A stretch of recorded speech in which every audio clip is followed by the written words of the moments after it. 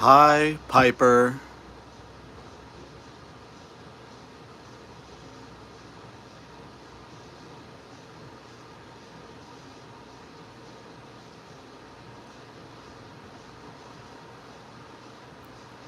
The most exciting part of the lava lamp is waiting for it to heat up.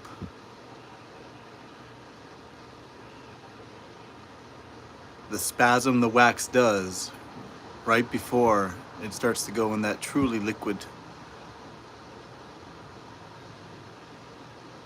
is truly riveting.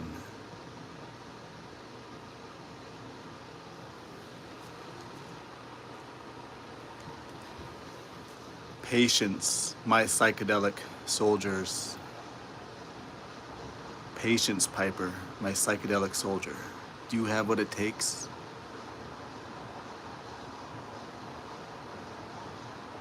Patience, calmness.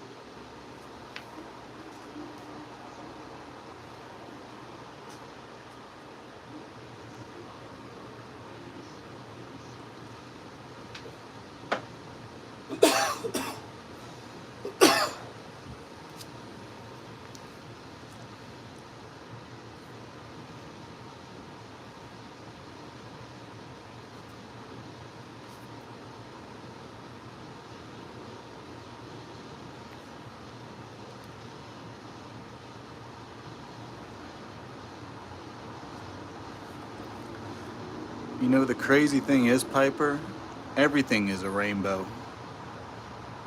White light is a rainbow until you spread it. Everything's a rainbow before it's broken.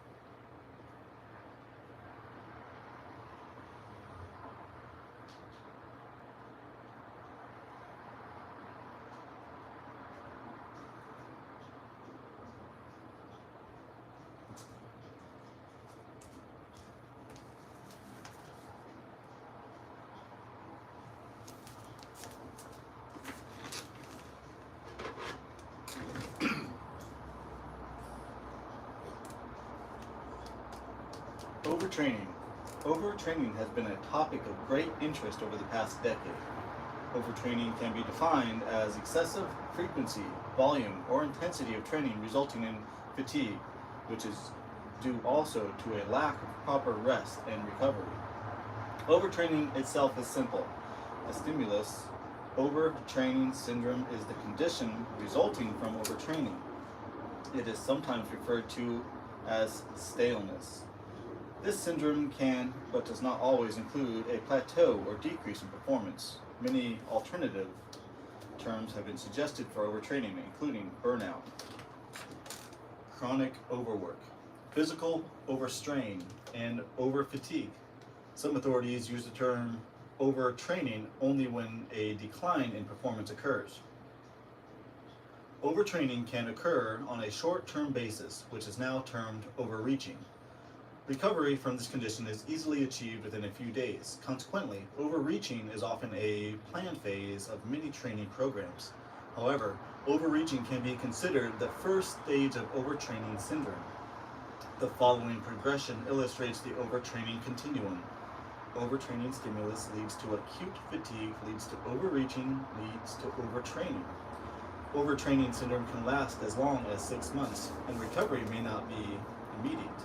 In the worst case, overtraining can ruin a career. The athlete never recovers from the mistake made in training. This is especially true for aerobic endurance overtraining. In resistance training, long-term decrements have not been demonstrated, and many athletes rebound after a period of recovery.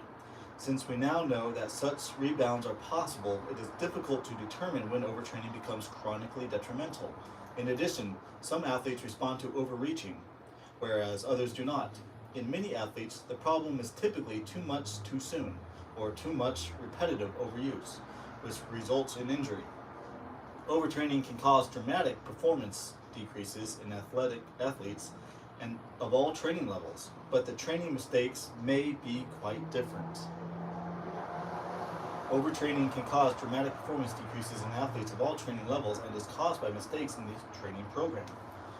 Overtraining syndrome involves alterations to a number of physiological systems. Two distinct types of overtraining syndromes have been suggested: sympathetic and parasympathetic syndromes. The sympathetic overtraining syndrome includes increased sympathetic activity at rest, whereas the parasympathetic overtraining syndrome includes increased parasympathetic activity at rest and with exercise. One or both can result from overtraining. Some researchers feel that a sympathetic syndrome develops before the parasympathetic syndrome and predominates in younger athletes who train for speed or power, though few data exist to support this differentiation. All overtraining can eventually result in the parasympathetic syndrome. Injury or illness can also result from overtraining. Overtraining in anaerobic strength and power athletes. Strength and power overtraining is a problem that arises when mistakes are made in the acute training program variables that define the exercise stimuli for the workout. A theoretical overview of overtraining and anaerobic activities is shown on Table 8.4. When appropriate, workouts are repeated over time. Overtraining syndrome is possible. A performance plateau well below an athlete's theoretical genetic potential can also indicate an overtraining syndrome in addition to the classic profile of performance decrease. A difficult training program might intentionally create a decrease in performance to allow a rebound in performance to take place. This concept has been called overreaching or supercompensation. If training mistakes are made due to the athlete's or coach's miscalculations, a depression in performance can continue for weeks or months, and the athlete is often considered to have overtraining syndrome. The use of overtraining is a higher risk training approach and requires understanding the training stimuli and timing of the rebound.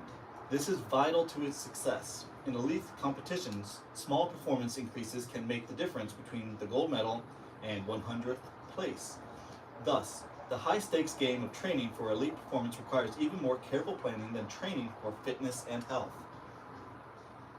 The most common mistake made in training is the rate of progression. If mechanical and chemical loads are created that damage the fundamental structures involved in the adaptations, examples, increased muscle size required for improved performance, overtraining can occur rapidly.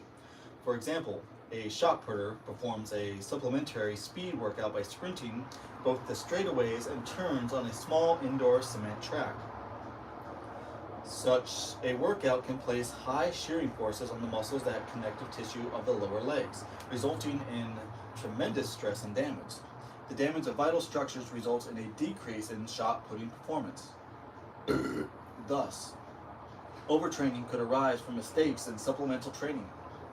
Sources of overtraining must be examined, both sport-specific resistance training programs for strength and power athletes, and non-sport-specific training modalities. Examples, run training for strength and power athletes. Only a few studies have examined various types of overtraining models in the laboratory. The intentional, improper programming needs to create a chronic decrement in performance is not easily accomplished in the laboratory environment. Tracking studies of athletes in training may be needed to document overtraining mistakes and effects. However, to systematically study the overtraining and overreaching phenomena, both approaches are needed. A study by Callister et al. First demonstrated that anaerobic overtraining may present a different set of symptoms than aerobic endurance overtraining. The investigators in this study increased the volume of resistance training, run training, and practice in the U.S. national level judo athletes over a 6-week program. These investigators observed significant decreases in performance in a set of 300-meter sprint performances times and decreases in isokinetic force production. Furthermore, the resistance training performed was not effective in enhancing maximum strength, 1 RM performances, but the expected increases in resting heart rate and blood pressure, Holter monitored, did not occur. A study by Fry et al. Also made it obvious that rest and recovery periods are related to intensity-specific overtraining. After warming up, recreationally strength-trained athletes performed 8 sets of machine squats at 95% of 1 RM. In this protocol, Sunday was a rest day after 6 days of overtraining. The study could not force a reduction in the 1 RM performance. What did result were non-specific performance decrements in isolated knee joint isokinetic torque production at 60% degrees per second, increases in sprint times, and increases in agility speed. All decreased performances.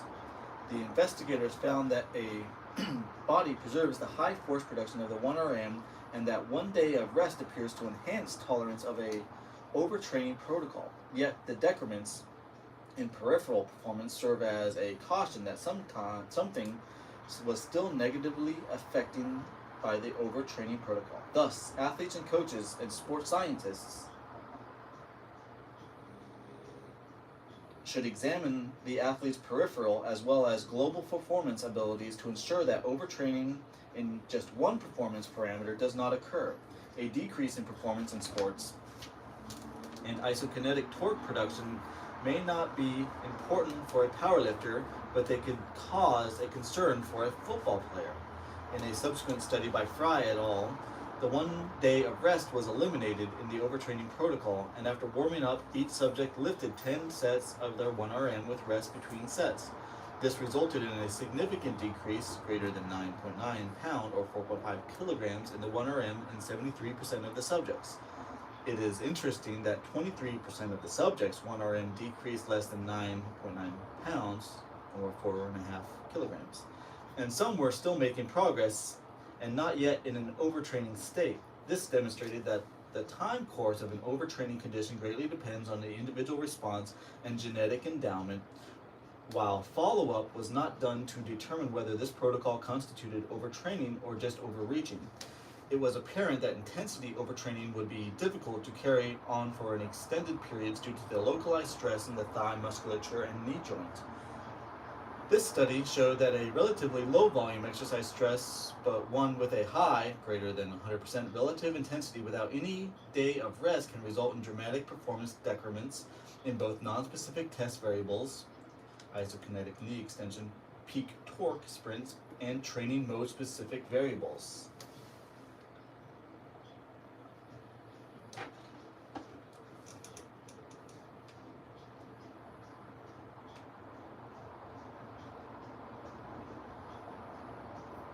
Top of the morning.